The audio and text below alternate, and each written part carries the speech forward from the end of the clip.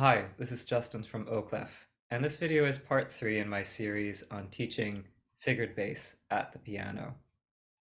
My past two videos talked a little bit about what figured bass is, what its usefulness is, and what its drawbacks are when you implement it in piano lessons for younger students.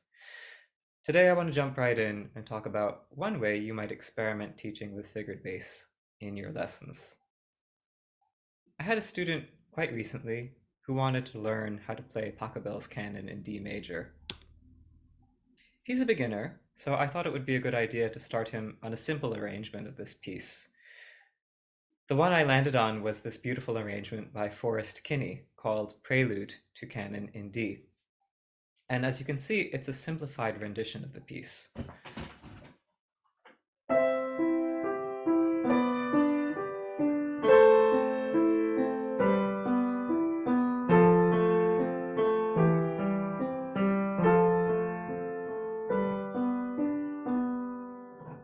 And then, having established the chord progression, it just varies it.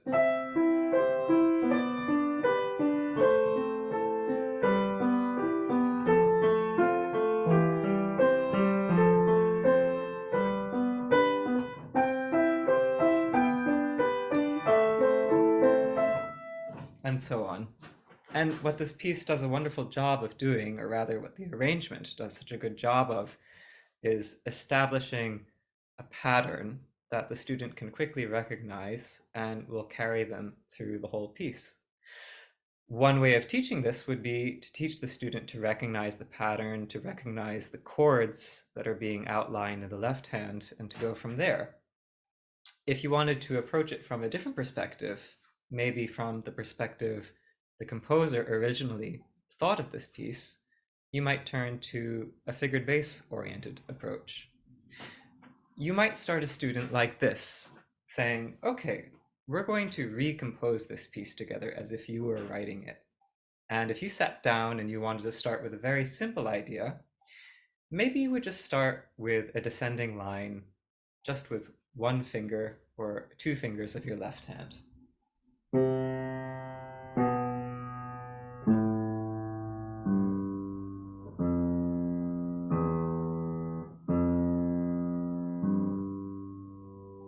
And we'd think 6 notes down and then a couple notes up, and the student could internalize those notes, and when they felt comfortable with them, they might even write them down themselves, either by hand or through some composition software.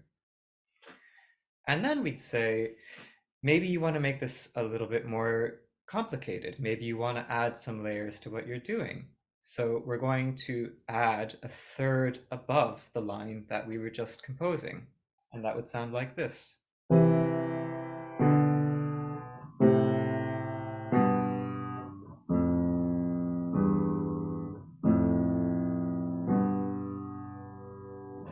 The student could learn this with paired fingers, 4, 5, 4, 5, or depending on how advanced they are pianistically, they might just play one finger, 4, 4, 4, 4, or 5, 5, 5, 5, whatever clicks for them.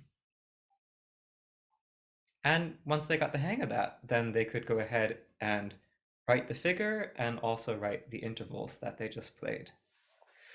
And when they feel confident with that, we might say, okay, now you want to add another layer or perhaps a different layer. And so in addition to having a third above your bass line, let's add two other notes. We're going to add a fifth above the first note and a sixth above the next one.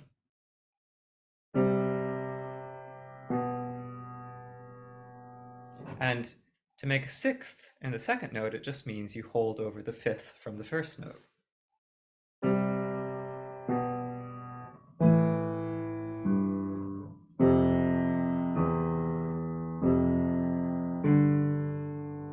Breaking some rules with those parallel fifths at the end, but it's okay. We're just experimenting.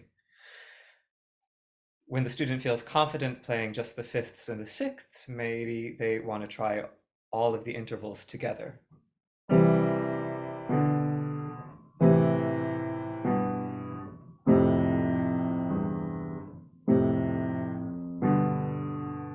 And eventually, when they've written all of these intervals down, you can point to the fact that the G between the first and second chords is a common tone, just as the E is in the second measure.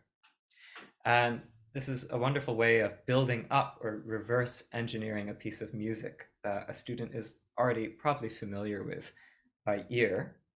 And rather than learning to decipher the music from the score, you're learning it from the perspective of a composer or somebody improvising this music.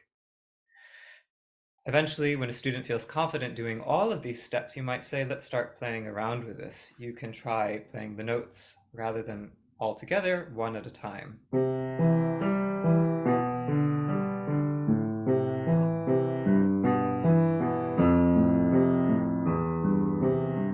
Which is what Forrest Kinney did in his rendition. Or you might say you can add some notes that go in between the ones that you wrote, passing tones.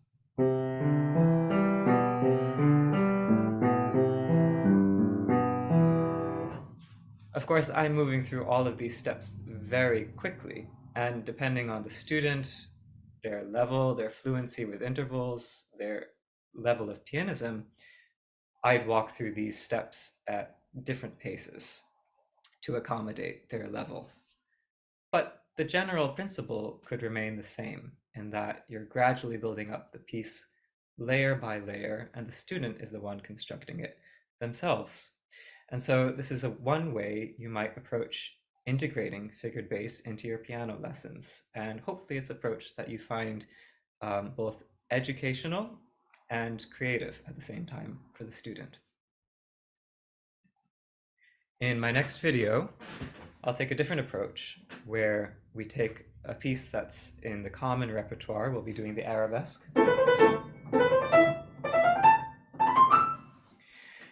And we'll analyze the chords and devise a series of figured bass exercises that will help the student understand the harmonies that are happening in that piece. So if that's something you're interested in, I hope you join me for the next one. And thank you for joining me for this video.